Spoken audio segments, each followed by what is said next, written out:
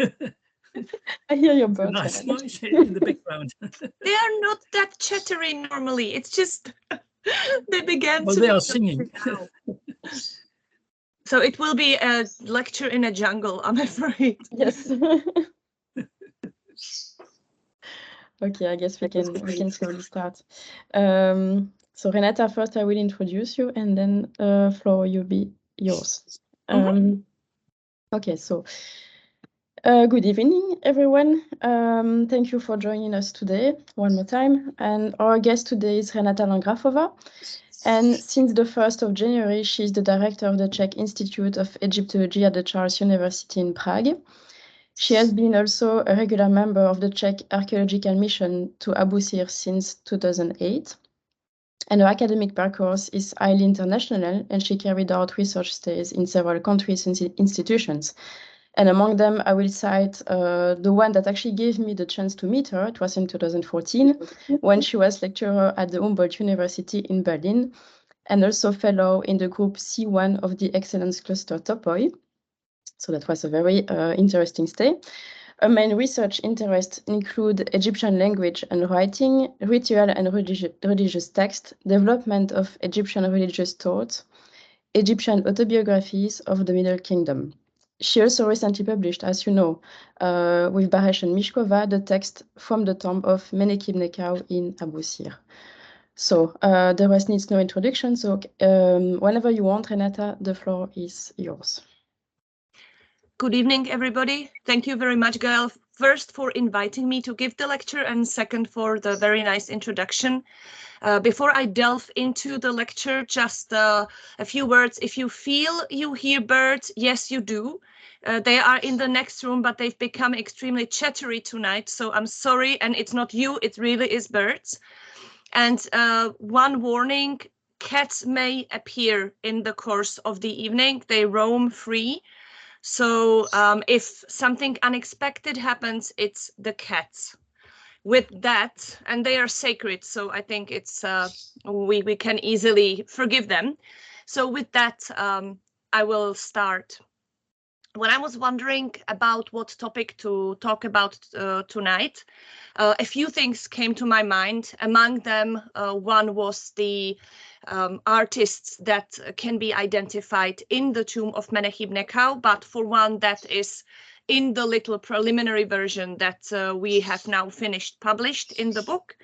And second, a very similar talk appeared in the course of this series a short time ago.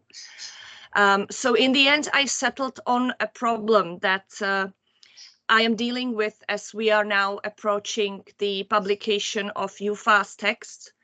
And as we are comparing the texts of Menekhibnekau and Iufaa, these issues necessarily arise. But before I go into the issues themselves, let's see where we actually are. The Saite Persian Shaf tomb cemetery at Abusir lies in its northwestern part, as you can see here, almost literally in the shadow of the 5th dynasty pyramids. Within a short time span of something under 50 years, at least 5 large and several smaller tombs were set up here in a great display of skill of the ancient architects. 4 of the large tombs and 2 smaller ones have been explored so far, and the exploration of a third of these, dubbed preliminary AW7, is planned for this spring, and we hope it's going to bring some very interesting results because it's only a third of the small tombs.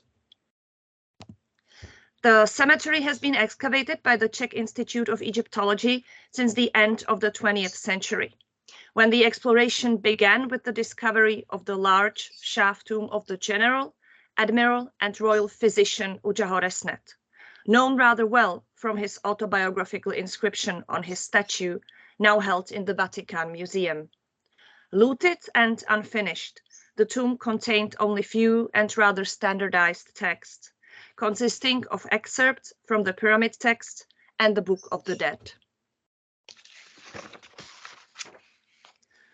The second tomb explored at the Abusir Shaft tomb cemetery was that of the, now we know that definitely not just simple priest, Iufaa, which was discovered intact, with the ancient robbers having stopped just before reaching the burial chamber. Even though the decoration of Iufaa's tomb has not been fully finished, it is a real trove of liturgical and funerary texts, many of them not known from other sources, and we are only now finishing their analysis for publication. The third of the excavated large Abusir shaft tombs was that of the general Menekhibnekau. Apparently finished, unlike the previous two, and filled with great many texts, even though fewer than in the case of Iufaa. There are some texts with no parallels, except, interestingly, all of them could also be identified in the tomb of Iufaa nearby. Excavated in the first decade of the 21st century, the texts have finally been published in 2022. The last tomb explored so far, in the top right corner here, is that of Wahibre Merinate, a commander of Greek mercenaries. Apparently the least finished of all of these tombs. It had no burial chamber, but just a double stone sarcophagus at the bottom of the large central shaft. The quite logically sparse texts are rather reminiscent of those of Ujahoresnet, with one exception. This is just a look into the tomb of Wahibre Merinate. To the right, you see the double sarcophagus with a view inside into the inner one, which bears rather typically Book of the Dead, chapter 72. To the left, you see the burial equipment that we discovered lying to the east of the outer sarcophagus. Here you see the ushapti with imprints rather than remains of wooden boxes, a model of a faience altar, 2 of the 4 canopic jars. The other 2 were located on the side, on the western side, and a very interesting piece, a large ostracon, which you can see here, which, as you can see, inscribed in quite neat, except for this part, in quite neat late hieratic, and it bears a liturgy composed of excerpts from the pyramid text. Excerpts from pyramid text spell 251, 252, 253, and this very end, I think you have to believe me rather than actually read it, is 249. The earliest example of this liturgy can be traced to the 18th dynasty so far. But let us return to Iufaa and Menekhibnekau, on whom I want to concentrate tonight. The burial chamber of Iufaa, which you can see here with myself as the scale, was decorated everywhere except the ceiling, which had collapsed, and the tomb is now located within a large modern subterranean structure of concrete, which enables us good access to all the texts, including those on the sarcophagi. The other undecorated part was what you can see here, the lid of the outer sarcophagus. As the texts on the western wall of the burial chamber have been pre-drawn but left uncarved in its southern part, with the northern part left completely untouched, it is likely that the decoration of the ceiling and the lid of the outer sarcophagus had been planned but never even started. If we concentrate on the burial chamber for now, the decoration can be schematically represented in the way which you can see on the slide. The northern and southern walls are mostly dedicated to rituals. The northern wall bears the purification ritual, known well from the Papyrus Berlin 13242 and several papyrus fragments from Tunis, the latter currently studied by Dora Petrova at Heidelberg. The ritual continues on the eastern wall, a bit more than its half, and Iufaa's copy represents the most complete one known, even though it is plagued by many scribal errors. On the northern wall of the burial chamber, the ritual is accompanied by associated myths, referring to the purification of the sun god at the beginning of time. Following the purification ritual, here, the rest of the eastern wall is taken up by texts thematizing the presentation of linen, followed over the corner on the first part of the southern wall by the presentation of balms and ointments and addressing Hathor Wadjet, mistress of the so-called laboratory. The larger part of the southern wall is taken up by a hitherto unknown version of the mummification ritual, not the embalming ritual as we all know. That's why I call it mummification ritual, not to confuse it with the known version of the embalming ritual, accompanied by vignettes showing what we otherwise know as amuletic drawings on linen. Finally, the mummification ritual is followed by a short offering text and the Sahu 1 liturgy, which again continues on the western wall, where it probably was meant to extend all the way to its northern end. The lunettes of the western and eastern walls stand out of this rather Osirian scheme and represent Iufaa's joining the sun god on his eternal journey and rising into the new life at sunrise here in the east. Thus, the western side shows the setting sun with a corresponding hymn, and the eastern wall, the central scene of the tomb, the sun rising to the cry of the 4 solar baboons, protected by the 7-headed Mehen snake. On both sides, the journey of the sun is accompanied by what we've called Iufaa's Snake Encyclopedia, which is actually an initiation handbook of the Cherepselket priest. The decoration of the burial chamber of Menekhibnekau has been finished, and thus all 4 of its walls and the ceiling are decorated. The shorter northern and southern walls are partially blocked by the mechanism used to lower the sarcophagus, and thus only their extended lunettes are decorated. You can see a bit here that the text, the decoration ends here, and down here the wall is empty. This is the outer sarcophagus. You can see a bit inside with the inner sarcophagus. Here you are in the position of Menekhibnekau's mummy, actually looking up on the text that decorates the inside of the lid of the outer sarcophagus. And this is the ritual of the hours of the day with the corresponding ritual of the hours of the night on the other side. But maybe this can be better seen on a scheme again. It is easily apparent that the decoration of the tomb of Menekhibnekau is much simpler than that of Iufaa.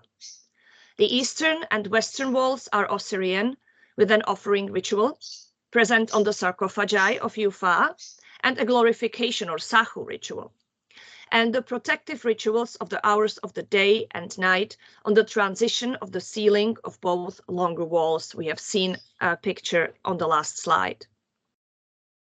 The ceiling itself bears the nocturnal journey of the solar bark through the 12 hours of the night, from dusk till dawn, so to say. Finally, the 2 shorter walls, the southern and northern one, bear a pair of Book of the Dead chapters that often appear together, not just in tomb decoration, chapter 144 and 148. The tombs of Iufaa and Menekhibnekau are the most richly decorated of the Abusir shaft tombs, and while each has a different and unique decoration, some overlaps can be found. And precisely these overlaps allow us to trace the motivations of the use of illustrations, titles, and labels in both tombs, and sometimes even the motivation for the use of the texts themselves. Let us look at the first case study now. The text and vignette of Book of the Dead, chapter 148, in the tombs of Menekhibnekau and Iufaa. Here you can see Menekhibnekau's version. The well-known chapter of the Book of the Dead addresses the 7 celestial cows and their bull, and the 4 celestial oars, and its main topics can be summarized in the keywords of sacred knowledge, protection, and provision with offerings. On the northern wall of the burial chamber of Menekhibnekau, the chapter text is divided into 2 halves, approximately 2 halves, with the cows and bulls in the eastern part of the wall and the oars in the western part. Well, it's more 2/3 and 1/3, but mathematics don't matter right now. And each of these parts is provided with an elaborate and labeled vignette. The labels repeat the names of the cows and of the oars as they are given in the text itself. Menekhibnekau's Book of the Dead, chapter 148, thus fills the entire decorated space of the northern wall, with its counterpart, chapter 144, the 7 gates of the underworld and their guardians, taking up the opposite southern wall, where the entrance to the tomb serves as a 3-dimensional part of the vignette itself. In normal cases, the vignette is shown either as a simple procession of guardians, one after another, or as these groups of guardians, but then they always have the gate represented. Here they don't, because the gate is here. They are guarding the entrance to Menekhibnekau's tomb as a kind of 3-dimensional representation of the gate to the underworld.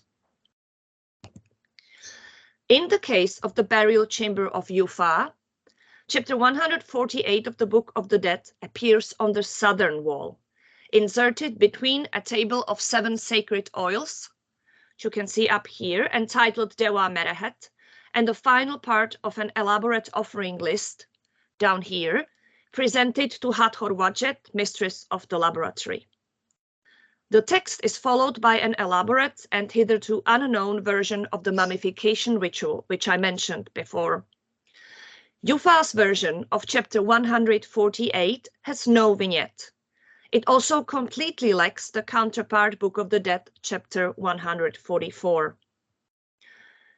While Menekhibnekau's version bears no title, Iufaa's is entitled, and you have the title enlarged here, Dewara Inherihebet Iret Hetebdinesut Insem, praising Re by the lector priest. Doing the Iret is here, but we still don't have the facsimiles finished, so this is just a mistake. It's been cut bad. So there is the I, there is the Iri. Doing the Hetebdinesut offering by the same priest. Iufaa's text also lacks the very end of the chapter, addressing the heavenly oars and asking them for protection.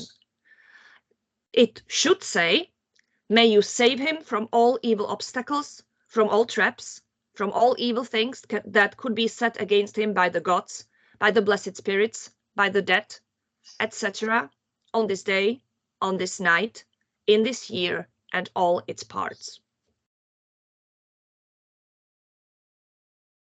A question arises why all these differences exist within a single chapter of the Book of the Dead, appearing on the walls of 2 contemporaneous tombs at the same site, the owners of which may, moreover, have even belonged to the same broader family. It is easy to dismiss the differences with availability of space or the lack thereof, but if we look at the way chapter 148 is used in these 2 tombs, it becomes apparent that the reasons are much more complex.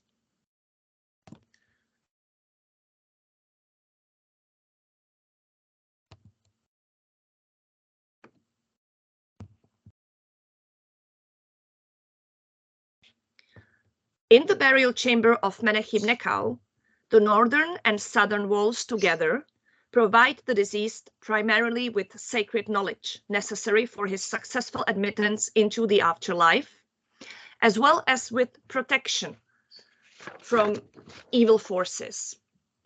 The oars and cows guard Menekhibnekau's head in the north, and the gate guardians protect the tomb entrance at Menekhibnekau's feet in the south. The only other primarily protective spells are snake spells from the pyramid text, which appear here rather unusually, not at the entrance of the tomb, where their space is taken up by the underworld gate guardians, but on the northern exterior wall of the outer sarcophagus, providing further protection to Menekhibnekau's head. And I will come back to these serpents at the very end of the lecture. In the burial chamber of Iufaa, the very same chapter is used for different ends. This is shown already in the title, which stresses provision with offerings, a topic which is only secondary in Menekhibnekau's version. It is the subject of the entire Western Wall. The very context of the chapter on Iufaa's southern wall, where it is inserted between an offering list and the table with 7 sacred oils, indicates that offering and provision of the deceased are the reasons for the presence of this chapter here. Other parts of the tomb are dedicated to the themes of sacred knowledge and protection. Most importantly, the snake encyclopedia on the Western Wall. And thus Iufaa's chapter Book of the Dead 148 needs neither the vignette, tied with the sacred knowledge theme, nor the very end, stressing the protection provided by the 7 heavenly ores.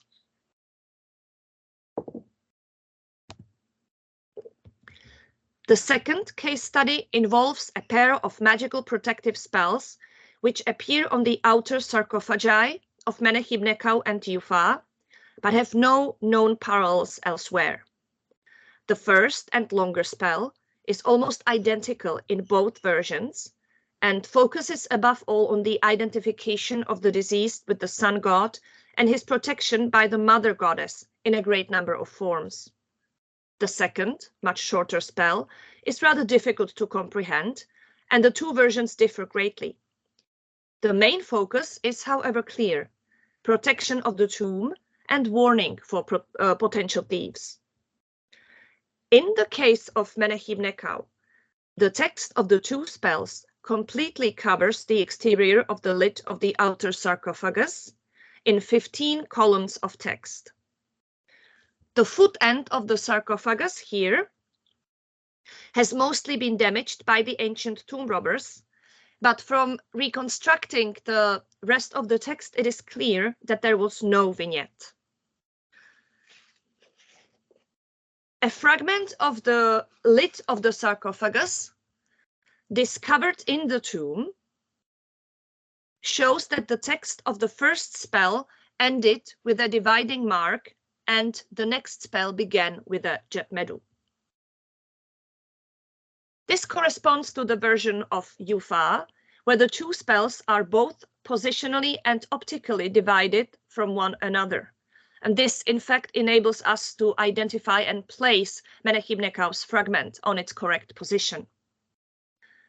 In Iufaa's case, the spell for the protection of the mother goddess fills the southern part of the eastern wall of the outer sarcophagus, where it is preceded by coffin text spell 957, a spell to become mad and join Re in the sky. It is complemented here by a vignette showing Iufaa as the sun god rising in the east under the protection of the spread wings of the vulture goddess and to the cry of the 4 Benti baboons. The vignette thus illustrates the initial part of the spell, which begins by identifying the deceased with the sun god. Iufaa or Menekhibnekau is Re. The second spell for the protection of the tomb, try to come back, yes, it's here, follows in the first 4 columns of the southern exterior side of the outer sarcophagus, where it is complemented by an image of Iufaa, here, labeled Imahu Iufaa Jetmedu. The text is followed by a long spell entitled Dewara Secher Apep, so to say tomb-specific version of the well-known spell type of defeating Apophis. Here, Apophis has already been defeated, and the text concentrates on the celebration of this fact.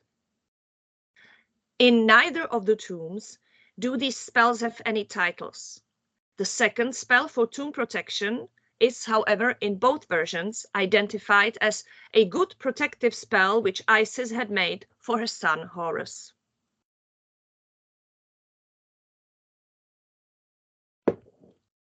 The main motif of the spells is undoubtedly protection of the powerful mother goddess, the celestial Nut, the vulture Nekhbet, and the sorceress Isis. To quote just a few examples from the extensive text. This Osiris of Menekhibnekau is Re, who has emerged from the nether sky after his mother had repeated his birth. There is a pair, I will show the vignette because the text actually describes it. There is a pair of solar baboons on his right side. There is a pair of solar baboons on his left side, and his bark carries him while traveling. One who shines under the wings of his mother when she collects her wings over him and gives to him the Vereret crown in the midst of the gods who came into being together with her in her name of Reret. When she hacks up the favorite place of his enemy in her name of Lapis Lazuli, when she places this Menekhibnekau on the firmament and uplifts him among the people in her name of heavenly ore. Another bit, the protection of the mother of this Menekhibnekau is the protection of his flesh to dispel this spell which goes around searching for him and to trample the one who comes in order to find him and to destroy him. She purifies his bones, having assumed the form of Nechbet, whose name is Vulture, and she flies up. This Menekhibnekau was born of the heavenly cow. His mother gave him her magical power. He is a Ba by day and a dead body by night. His true name is not known. Do not be afraid, Horus, my son, says Isis, the god's wife. See, I have come so that I may place your protection and so that I may repeat your protection. I am your mother who knows things. Look, I have seized his Ba. I have made weak his power. And the final piece, hail to you, glorious, great, mighty mother. You have come and you have protected this Menekhibnekau, for he is your son, whom you have borne and conceived, and you are his protection of life. This is the very end of the first spell. The protective nature of the spell is also reflected in its placement, covering the mummy lying within the sarcophagus in the case of Menekhibnekau, and behind the head of the mummy in the case of Iufaa. Both spreading the wings over the lying body and embracing with the arms or wings from behind the neck are well-known protective gestures in ancient Egypt. The absence of the vignette in the text of Menekhibnekau could thus be the result of a mere lack of space. Yet it would appear no impossible task for the ancient craftsmen to simply better plan out the work on the lid and include the illustration. Upon a closer inspection, a different reason may be identified. In the lunette of the eastern wall of the burial chamber of Iufaa, which you can see here, just above and behind the eastern wall of the sarcophagus with the main spell and its vignette, both texts and vignettes identify Iufaa with the sun god rising in the east of the sky, and this identification with the sun god is in focus here, one which the vignette illustrates. A closer look at one of the vignettes, this part here, actually shows that they are almost identical. The mother goddess, the vulture, is all the way up here. Here is the sun, and here are the four solar baboons. Here is Mehen protecting, and this is a slightly different bit. The identification with the sun god rising in the east of the sky and traveling in the solar bark are also thematized in both texts preceding and following the current spells in Iufaa. In Menekhibnekau's version, the texts are on their own on the sarcophagus lid. Thus here once again, the focus for which the texts were chosen governs the presence or absence of the vignette. It is interesting to note that similar principles appear to govern the selection of text for the individual tombs. As case study 3, we may have a look at two seemingly little related texts, Book of the Dead, chapter 42, and the mummification ritual as attested in the tombs of Iufaa and Menekhibnekau. Here, we can start with the statement that the shared theme of both texts is the divinization, protection, and return of the body parts of the deceased. And in this context, before we move on to the texts that are in fact the focus of our third case study, we need to at least briefly stop at another text from the same thematic family, one that I like to call Treaty of Mutual Protection with the Sun God. The text appears, as far as we can say, only on the inner sarcophagi of Iufaa and Menekhibnekau, and in the second case, it is rather fragmentary due to the tomb robbers having smashed the sarcophagus lid in order to get to the mummy. The text is in both cases written in a tabular form and differs only in small details, probably rather errors than editorial variants. It enumerates 14 body parts of the deceased, equates them with those of the sun god, states that they are threatened, announces that the deceased protects the body parts of Re, and implores the sun god to do the same for the deceased. One body part may serve as an example here. This is the belly of Re, which keeps his secret hidden. O people, gods, blessed spirits, the dead, and so on, do not take control over this belly of Re, which keeps his secret hidden. Beware lest your forms are revealed before your enemy, for it is your name that he will find. O Re, Iufaa has hidden your protection in his belly. May you place for Iufaa his protection in your belly.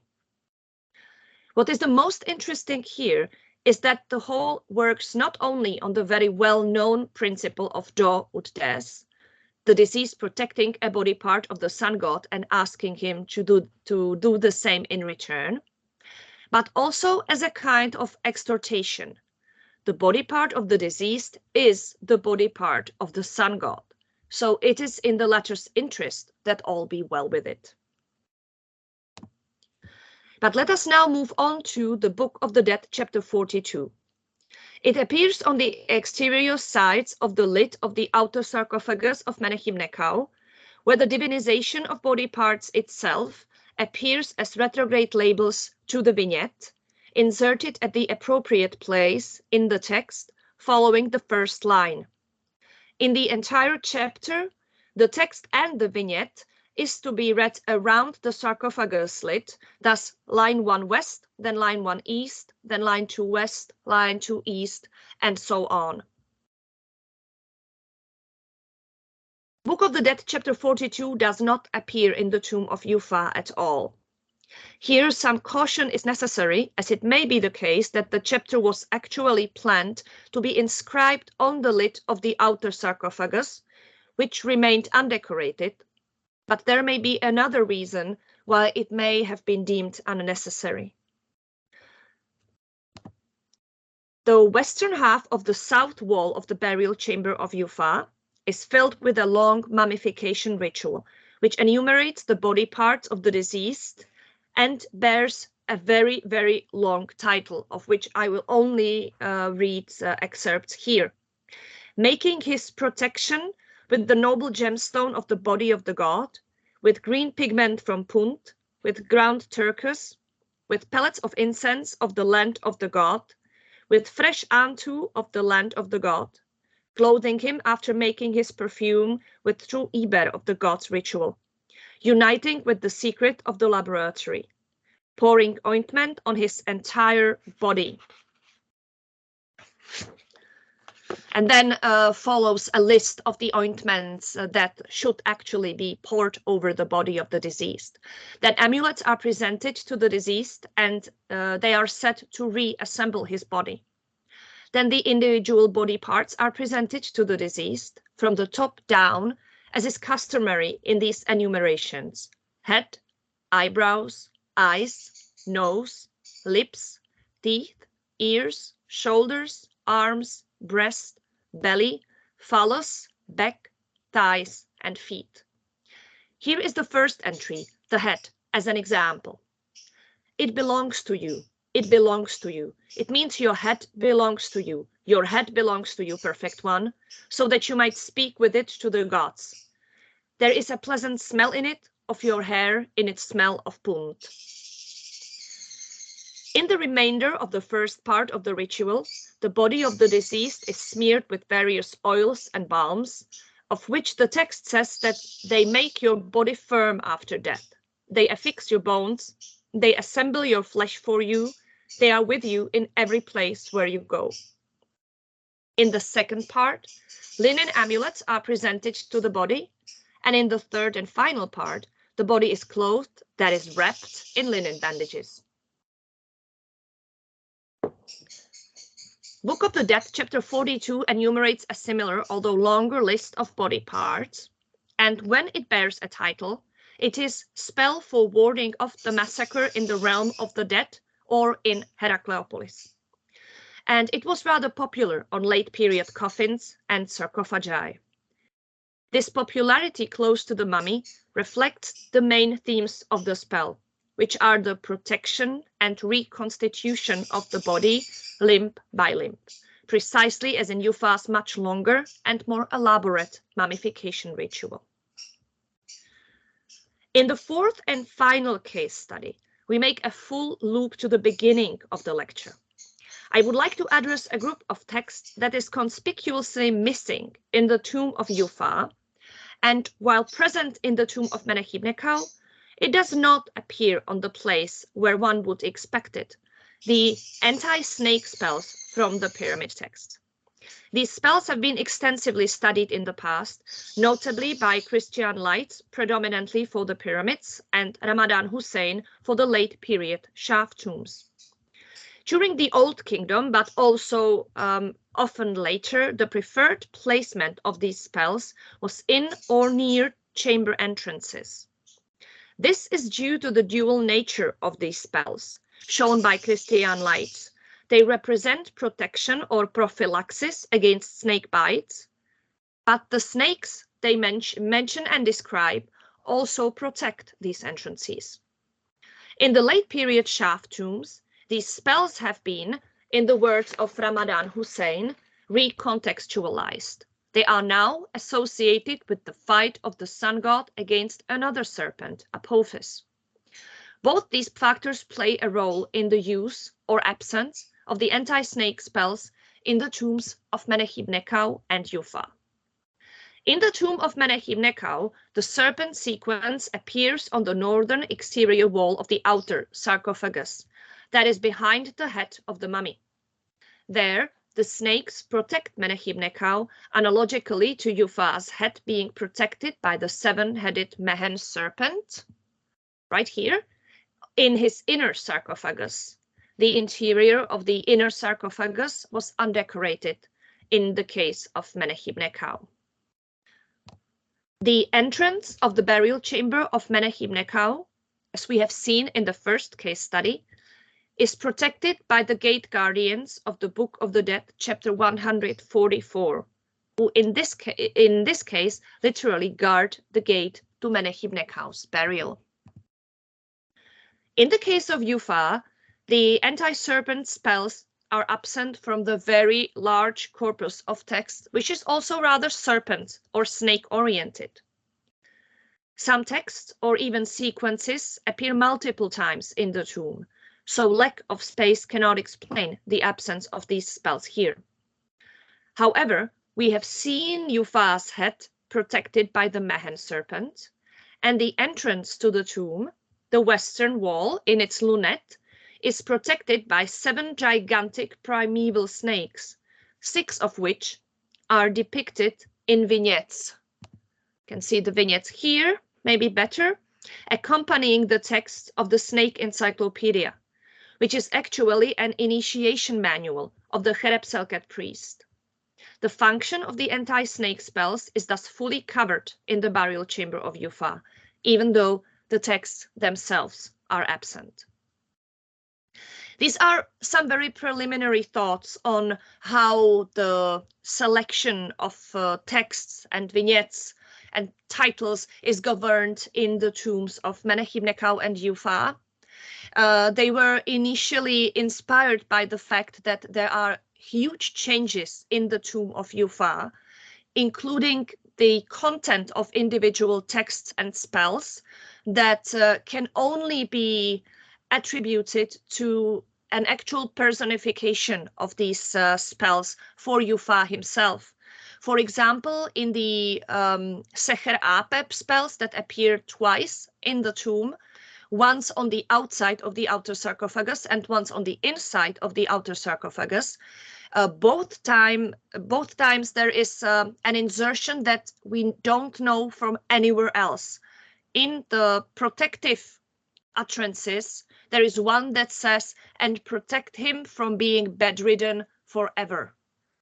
And we know from Iufaa's mummy that he actually spent the last 2 years of his life being bedridden.